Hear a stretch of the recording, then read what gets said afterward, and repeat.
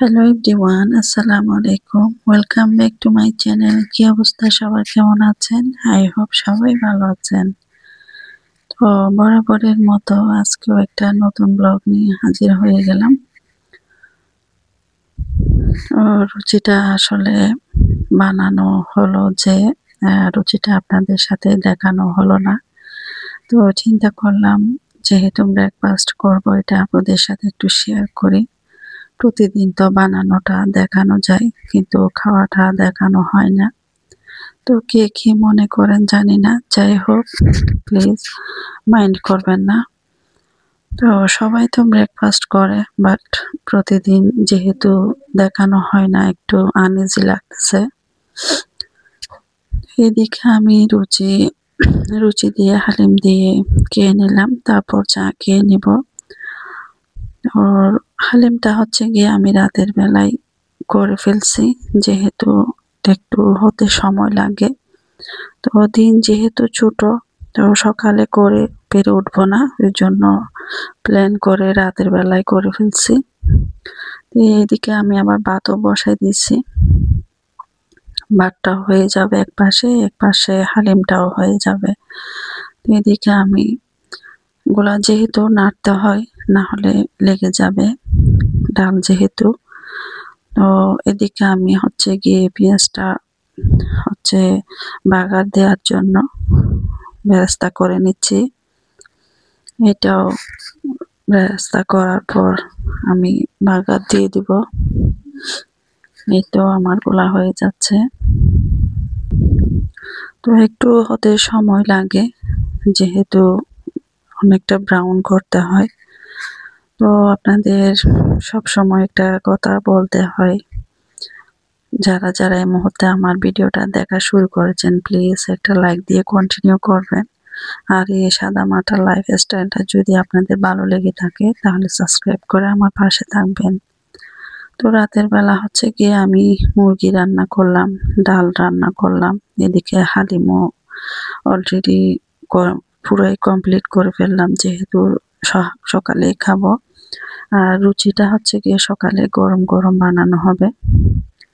তো রুচি তো আর রাতের বেলা করা পসিবল না, গরম গরম খেয়ে সবাই ওরা পরীক্ষা দিতে যাবে।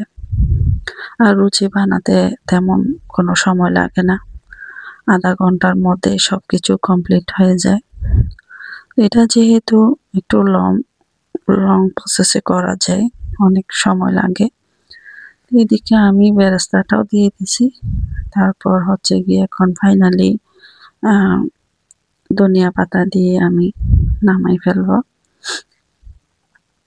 তো রাতের বেলা টিচার আসছিল, তো ওনাকেও দিলাম। উনি খেয়ে ভালো রিভিউ দিল, কারণ তখন তো আমরা কেউ খাই নাই, সকালে খাবো। তো উনি বললে অনেক মজা হয়েছে, তো ওনাকে দিয়ে দিলাম। তারপর হচ্ছে গিয়ে আমার হালিমটা কমপ্লিট, তো আমি ধনিয়া পাতা দিয়ে নামিয়ে ফেলবো। আসলে প্রতিদিন ভিডিও করা পসিবল না, তাই একদিন গ্যাপ দিয়ে হচ্ছে কি আমি ভিডিওটা করলাম। এটা 2 দিন করে আমি ভিডিওটা করতে হয়েছে। সকালে হচ্ছে গিয়ে খাওয়া দাওয়া করার পর এদিকে সামনে ডাইনিং রুমে চলে আসলাম।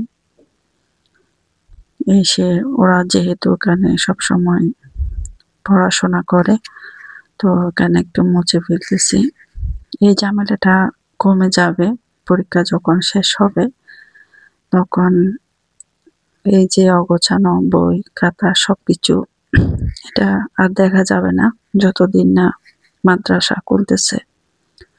বিছনাটাও আমি ক্লিন করে দিলাম ঝাড়ু দিয়ে। তারপর এগুলা করে হচ্ছে গিয়ে আমি ডাইনিং টেবিলে চলে যাব। আসলে আমার বাসাটা তেমন আহামরি তেমন কিছুই নাই, ওই জন্য আপনাদের সাথে ভালো করে আমি শেয়ার করি না।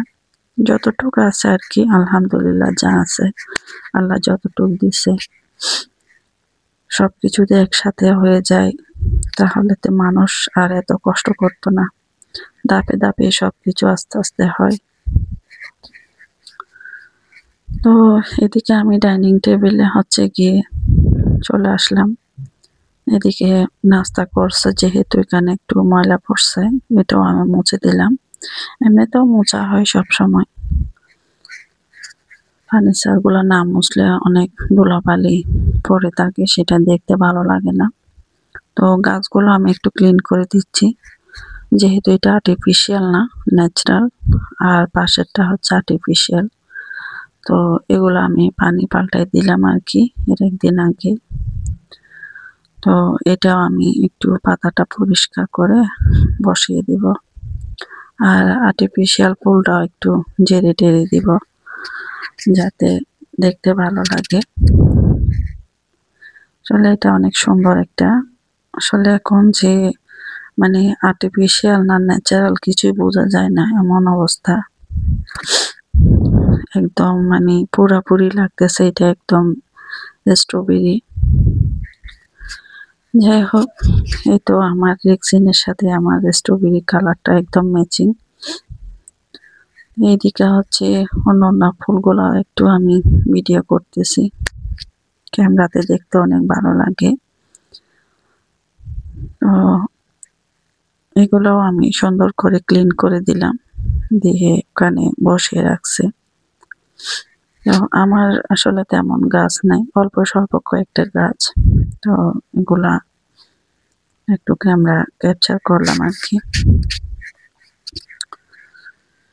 আসলে অনেক আপুরা অনেক কিছু দেখায় বা অনেক কিছু বা ইয়া করে, সেই শো অফ করার মতো সেই পরিস্থিতি আমার নাই। যতটুকু আছে ততটুকু শেয়ার করলাম আর কি। তো এখানে আমি সিনে চলে আসলাম, সিনে এসে থালা বাটি গুলো একটু ক্লিন করে নিচ্ছি, পরিষ্কার করে। তো সকালবেলা একটু বেশি হয়, তারপর আর তেমন হয় না। সকালে একটু চা পানি যে অনেক রকম রেগুলার খাওয়া দাওয়ার পর একটু হয় আর কি, না হলে আর তেমন বেশি কিছু হয় না। দুপুরেও যার যারটা প্লেট খেয়ে যার যারটা ধুয়ে ফেলা যায়, তেমন আর ঝামেলা হয় না। তো এদিকে আমি আমার সিনের সবকিছু পরিষ্কার করে ধুয়ে রেখে দিব। আসলে এগুলা করতে করতে অনেকটা ইয়া হয়ে যায়, একদম সকালে যে করা যায় তা না, কারণ ওরা যায় হচ্ছে গিয়ে 11টার দিকে। তো এদিকে হচ্ছে এর আগের দিন আমি রুই মাছ রান্না করলাম। তো ওই রুই মাছগুলা আগে একটু বেজে ফেলবো, বেজে তারপর রান্না করব।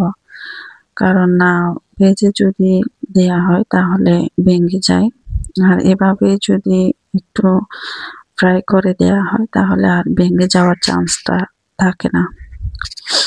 দেখতেও ভালো লাগে আর খেতে অনেক মজা হয়, কারণ ফ্রাই করা হয় ওই জন্য। আর এমনিতে দিয়ে দিলে সেটা ভেঙে যায়। তো মাছটাও আমি রান্না করে নিচ্ছি। তো ওই দিন আমি আর তেমন কিছুই রান্না করি নাই, এর আগের দিন আর কি আমি মাছটাই রান্না করলাম। তো এই তো আমার ধনিয়া পাতা দেয়া কমপ্লিট। আসলে এমন একটা দিন যে ধনিয়া পাতা, শীতের সিজনে যে ধনিয়া পাতা ছাড়া একদম অচল। সবকিছুতেই ধনিয়া পাতা আমি অ্যাড করি, ভালোই লাগে আমার। এটা বিকালবেলা তো সবারই ভালো লাগে, সব সময় খাওয়া হয় তবু ভালো লাগে। তো ভিডিওটা হচ্ছে শেষের দিকে। তো নেক্সট ভিডিও দেখার জন্য সবাইকে আমন্ত্রণ রইল। আল্লাহ হাফেজ, টেক কেয়ার।